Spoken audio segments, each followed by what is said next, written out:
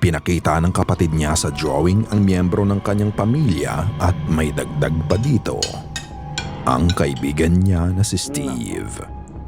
Ibang-iba ang pagkakaguhit ng kapatid niya dito kumpara sa kanila dahil ito ay may nakakatakot na mukha.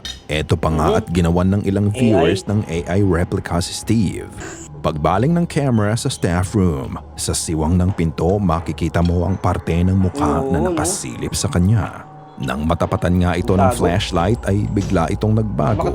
Matangkad nga daw ang figurang nakita niya dahil halos nasa itaas na ito ng pinto. June 6, 1994, nagda-drive ang single mom na si Christine Skubish kasama ang 3 taong anak nito na si Nick along Highway 50 papuntang Nevada. Bigla na lang naglaho ang dalawa na parang bula. 5 araw nang nawawala ang mag-ina.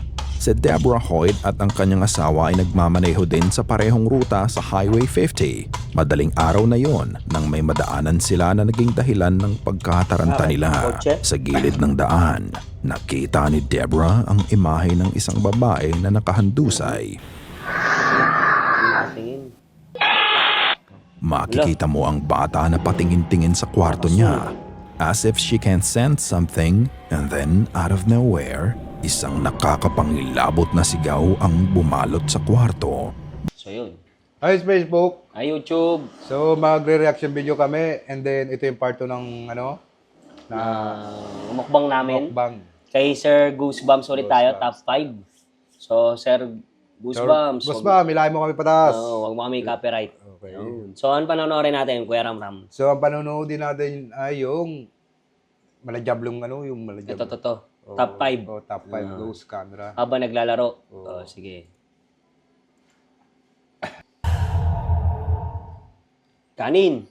Top 5 ghosts Meron tayong kanin, caught on tape. No, part Imaginary friend. 2. Ikaw, may kaibigan ka ba? Excited ang kapatid ng lalaki sa video na ipakita Imaginary ang friend. drawing na ginawa niya Or sa imaginary kanya. girlfriend. Isang innocent Yeah, interaction yeah, lang ano, between imaginary siblings. However, nang tignan niya ang idinrawing ng kapatid niya, unti-unting nawala ang mga ngiti sa mukha niya at ito ay napalitan ng takot at pagkabahala. Wait, what do you want to show me? My picture I drew. Your picture you drew. That's Daddy, that's Mummy, and that's me. And what's that? That's Steve. Ipinakita ng kapatid niya sa drawing ang miyembro ng kanyang pamilya at may dagdag pa dito, ang kaibigan niya na si Steve. Ibang-iba ang pagkakaguhit ng kapatid niya dito kumpara sa kanila dahil ito ay may nakakatakot na mukha. Ito pa nga at ginawan ng ilang viewers ng AI replica si Steve. Ito ay may maitim na mga mata, nakakatakot na ngiti at very unusual ang itsura nito. Nang tanungin niya ang kapatid niya kung sino si Steve, ito ang sagot niya. Steve. Yeah, Steve. Who's Steve? My friend. Your imaginary friend. My best friend. Your best friend Steve. You've got a best friend that looks like this. It's my best friend Steve. Okay.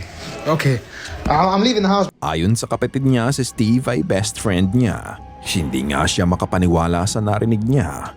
Dahil dito pinuntahan niya ang kanyang ina para tanungin kung nakita na niya ang iginuhit na imaginary friend ng kapatid niya. Sa pagsagot ng kanyang ina sa tanong niya, dumoble pa ang takot na nararamdaman niya. Mama. Have you seen that picture of the imaginary friend? Which one? What do you mean, which one? There's Margaret and there's Steve. There's another one. There's a Margaret as well. There's Margaret and there's Steve. There's two. Have you not met them yet? Ang tanong ng kanyang ina, which one, Margaret or Steve? Hindi lang pala iisa ang imaginary friend ng kapatid niya. Nang sumunod na araw, tinanong niya ang kapatid niya na hindi lang pala si Steve ang kaibigan niya. Agad namang sinabi ng kapatid niya na meron pang isa. Ipinakita niya ang ibang drawing niya at dito lalo pa siyang nabahala. Mama said you've got 2 imaginary friends. No, I've got 2 best friends. You've got 2 best friends. Yeah, 2. Do you want me to show you a picture? Who's that? That's Steve. Yeah. That's Margaret. And who's that? That's you. That's me. Yeah. No, but you spelt my name wrong. Yeah, but that's you. That's me. Yeah, with your mustache and your eyebrows. My eyebrows. Yeah. My eyebrows look like that. Yeah, bushy eyebrows. Wait, so why have you drawn this for? Because Steve doesn't like you. Steve doesn't like me.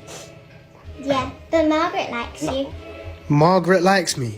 Look, she's holding your hand. She's holding my hand. She's eating me. Are you sure Margaret likes me? Sabihin malalaki. Yeah, she's holding your hand. Do I need to be worried? Yung nanay parang wala lang. No? No. Iginuhit siya ng kapatid niya at may ekes na mata at duguan. At kasama nga niya sa drawing ay si Steve at si Margaret. Lalong tumaas ang kaba niya nang sabihin ng kapatid niya na ayaw sa kanya ni Steve. Pero gusto siya ni Margaret. Sino ba ang hindi matatakot kapag ganito ang ipapakita sa'yo? Eto ba ay imahinasyon lang o eto ay mga madilim na elemento Dami na mata, oh. nagpapakita sa kapatid niya? Kung ikaw, ano ang gagawin mo? Do his sister's imaginary friends really want to harm him? Ikaw na ang humusga.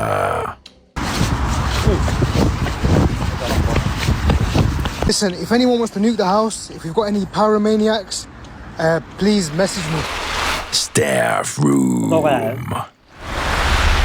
Si Maisog Girl ay isang female ghost hunter na pumupunta sa mga nakakatakot na lugar ng mag-isa. Hindi lang siya basta-basta nakikipag-communicate sa mga patay. Minsan pinoprovoke pa niya ang mga ito. One time, nagpunta siya sa abandonadong paaralan ng gabi.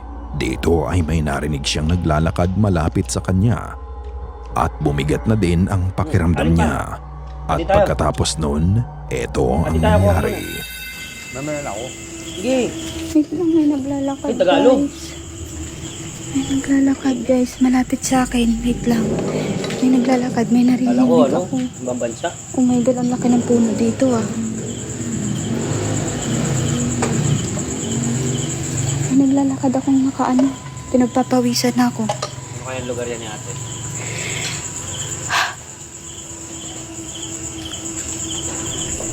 Kapit bahay pa lang pala natin. Balik na tayo, guys. Medyo nahihilo na ako. Bumukas. Halapit ang ina mo.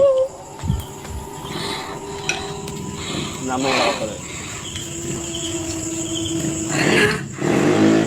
Munggo. Oh, yung dibdib ko.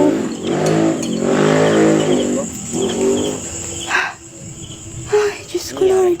Diyos ko, Lord. Diyos ko, Lord. Ha? Hindi. Grabe ng alat ng munggo nila. Kanina pa parang nalita natin ang lalakihan. Yung video, sorry. Hindi ko napansin. Hindi ko lang nalakihan. Okay lang yan. Gumagalaw ba yung pinto? Guys, gumagalaw Hindi ko ba yung nalakihan? pinto? Putang ina. Doon na lang Hindi ako makadaan. Ha? Doon na lang. Pagbaling ng camera sa staff room, sa siwang ng pinto makikita mo ang parte ng mukha na nakasilip sa kanya. Nang matapatan nga ito ng flashlight ay bigla itong nagbago. Makataas naman. Matangkad nga daw ang figurang nakita niya dahil halos nasa itaas na ito ng pinto. Sa gulat niya, napamura na lang siya. Bukod doon, bahagya din daw gumagalaw ang pinto pero unfortunately, hindi ito masyadong napansin sa video. Ayon sa kanya, matapos noon ay tuloy-tuloy pa din ang naririnig niyang naglalakad malapit sa kanya na lalo pang nagpakaba sa kanya. Ano sa tingin niyo? Totoo ba to o gawa-gawa lamang? Kung gusto mong panoorin ang iba pa niyang adventures, panoorin to sa kanyang TikTok account na Maisog Girl. Maisog girl. Matapang. Haunted Highway. Ha? Ay, sug. Noong 1994, isang misteryo ang nangyari sa Highway 50 sa Amerika. Hanggang ngayon, hindi pa din maipaliwanag ang nangyari dito. June 6, 1994. Nagda-drive ang single mom na si Christine Skubish kasama ang 3 taong anak nito na si Nick along Highway 50 papuntang Nevada. Ngunit sa kahabaan ng daan na to, bigla na lang naglaho ang dalawa na parang bula. A couple days went by and the family called the sheriff's department to report her missing and felt something had gone wrong. And it was at that point that we began to start a missing persons investigation on both her and her son Nick. 5 araw nang nawawala ang mag-ina. Si Deborah Hoyt at ang kanyang asawa ay nagmamaneho din sa parehong ruta sa Highway 50. Madaling araw na yon nang may madaanan sila na naging dahilan ng pagkataranta nila. Sa gilid ng daan, nakita ni Deborah ang imahe ng isang babae na nakahandusay. I saw a naked lady laying on the side of the road. Her face was towards me. On her side, her knees were slightly bent, and she had one arm underneath her head and one arm on her head. Napatulala na lang ang mag-asawa sa nerbiyos. Hindi nila alam kung may nagbibiro lang ba sa kanila o hindi, kaya ito ay patibong. Kung saan kapag hinintuan nila to ay may lalabas itong mga kasama para nakawan o kaya ay saktan sila.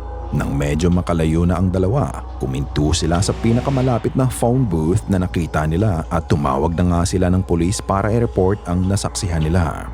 Matapos nga lang ang ilang minuto, dumating ang mga pulis at pinuntahan ang lokasyon kung saan nakita ni Deborah ang katawan ng babae. Ngunit wala naman silang nakita. Sa pagsikat ng araw, malakas ang kutob ng isa sa mga officers na si Deputy Strasser na rumesponde sa tawag ni Deborah na maaaring ang nakita niya ay konektado sa pagkawala ng mag-ina. Kaya muli niyang binalikan ang lokasyon at dito nga may napansin siyang sapatos ng bata. I thought maybe it'd be worth taking another look in the daylight. Knowing working at night with spotlights and flashlights, it's difficult to see a broad area, and I could use the sunlight to my advantage. Buti may mga ganyan pang pulis, no? As I was driving in the area, I saw a little black Yung iba, wala na. child's tennis shoe. Bahala ka Where na. I saw it, the road dropped off quite a steep embankment, and I couldn't see over the shoulder at that point. So I parked my patrol car and began walking back on the Sabihin shoulder. lang nila Matin, pagtatanggulan nila sarili nila. Pero mga bayaran na yan. Pagtingin niya sa ibaba ng bangin, nakita niya ang sira-sirang sasakyan at eto nga pala ay ang minamaneho ni Christine nung araw na nawala sila. Unfortunately, nang suriin niya ang kotse, dito niya napag-alaman na wala na palang buhay si Christine at himalang nabuhay ang bata na andon lang sa loob ng 5 araw. When I reached to Hindi check nagbaho, for ano? his pulse, initially I Hindi natakot yung bata. thinking I'm going to find, he's deceased. I won't find any pulse. He'll have rigor mortis set in. When I touched him, it appeared to me that he took a Kasi breath. masisira ng ulo yan. At that point, I realized that he'd been down there for about 5 days by himself. So it was kind of a scary thing. Napag-alaman ng mga pulis na 2:00 ng madaling araw ng June 6, nakatulog si Christine habang nagmamaneho, kaya nahulog ang sinasakyan nilang kotse sa bangin. However, nung gabi na yon nang mangyari ang aksidente, malubha ang sinapit na injuries nito, kaya agaran din itong nawalan ng hininga.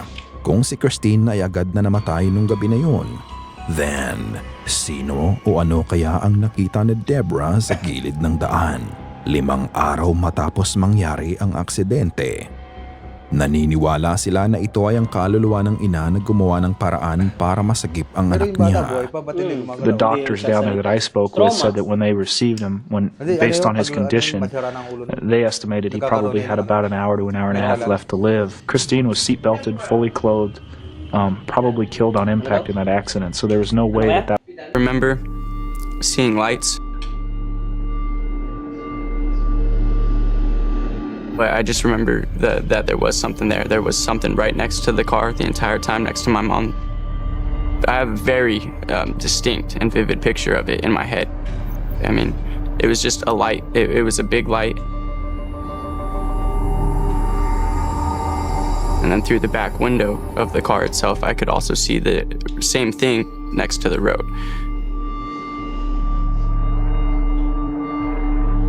And it had a silhouette. Parang ginaya siya. There was no specific features, but I saw a lighted outline of a body. It was never something that scared me, and I didn't feel afraid when I saw it. Ano sa tingin nyo? Lahat nga kaya ito ay gawa ni Christine na kahit kaluluwa niya gagawa ng paraan para mailigtas ang anak niya. Kayo na ang bahalang humusga. Scream! Sa bumiyahe ng... Ang ina ng bata sa video ay concerned sa nangyayari sa kanyang anak. Ang sabi niya natatakot itong mag-isa sa kwarto at may mga pagkakataon na pupuntahan siya ng bata na takot na takot. Isang beses, tumatakbong pumunta ang bata sa kanya, teary-eyed and very, very terrified. She calms her down for almost 30 minutes. At matapos nun tinignan niya ang footage sa baby monitor nito at ito ang kanyang nakita. Ba't dalawa? Tingin. Makikita mo ang bata na patingin-tingin sa kwarto niya as if she can sense something, and then out of nowhere, isang nakakapangilabot na sigaw ang bumalot sa kwarto. Makikita mo na lang ang pagkagulat sa mata ng bata. Matapos nga nang nakita niya ay pinost niya ang video sa social media para mabigyan ng liwanag ang nangyari. Ang sabi ng iba, ipabless ang bahay, ngunit ang sabi naman ng iba, ang kanyang baby monitor ay nahack at ito ang nananakot sa bata. Matapos nga ng post na yon ay wala nang naging update pa tungkol sa kanila. Ano sa tingin nyo mga ka-goosebumps? Meron nga bang espiritong gumagambala sa bata o gawa ito ng hacker na kahit bata tatakutin niya? Nasa iyo ang pagpapasya. Game night!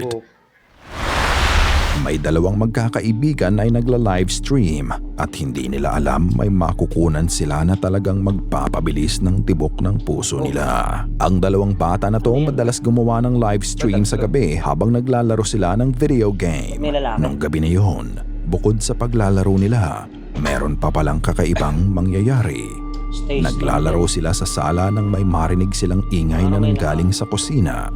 Sa una, hindi pa nila pinapansin ang ingay dahil akala nila ay isa lang to sa mga kasamahan nila sa bahay. Ngunit ilang sandali pa, mapapatigil na lang sila sa kanilang ginagawa.